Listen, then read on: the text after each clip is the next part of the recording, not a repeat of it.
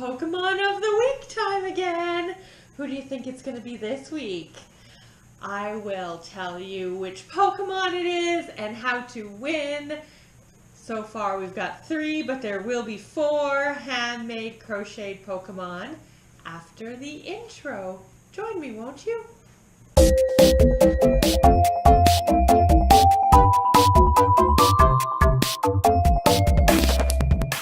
Drum roll. Ooh, it's so shaky. Shaking the camera. Anyway, this week's Pokemon of the week, according to the random Pokemon generator, is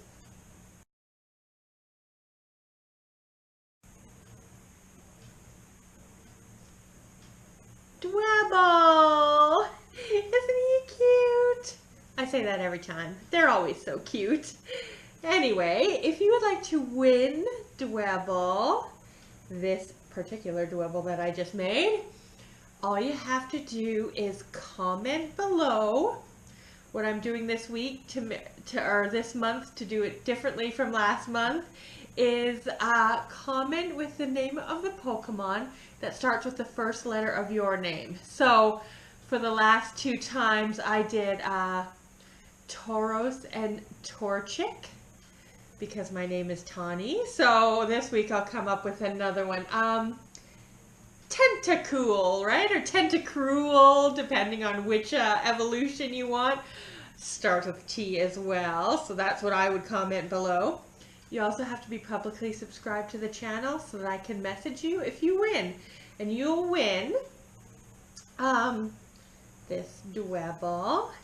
And remember, from week 1 in April, Omanyte, and week 2 in April, Starly. So far we've got 3. There will be 1 more next week. It doesn't matter how many times you enter, you're still only going to get 1 entry per person. If you are 18 or younger, well, if you're under 18, ask parents' permission before entering and subscribing.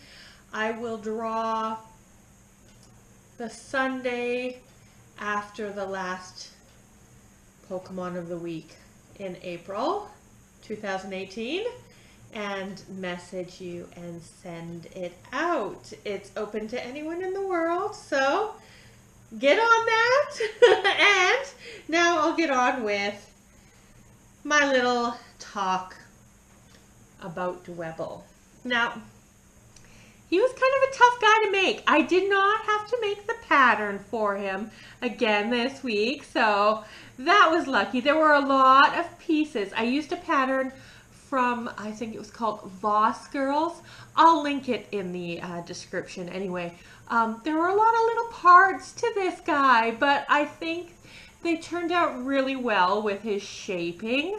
The shell is made in 2 parts and is super tricky to figure out. I don't know if I've done it right. I actually ended up reading a bunch of comments on both Ravelry and on their blog post. There wasn't much help.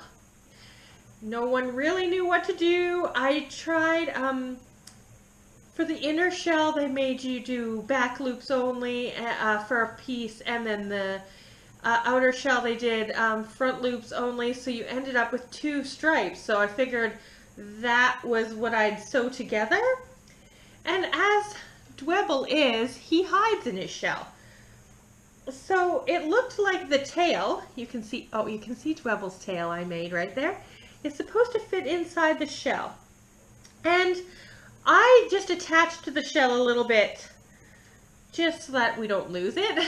But I think it can go loose and you can really crunch him in there if you wanted. Kind of like some of the pictures where Dwebble kind of hides in his shell. Anyway, it works pretty well for shaping and making him look super awesome anyway. So I might have stuffed it a little bit more when I added that interior piece. I stuffed it a little, but it is kind of a wobbly shell when it looks so hard on the drawings and the cartoons. But It is what it is.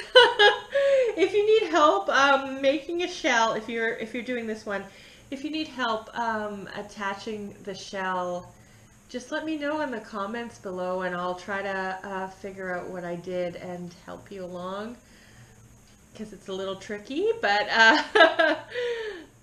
I think you turned out pretty special anyway. So that's it for today.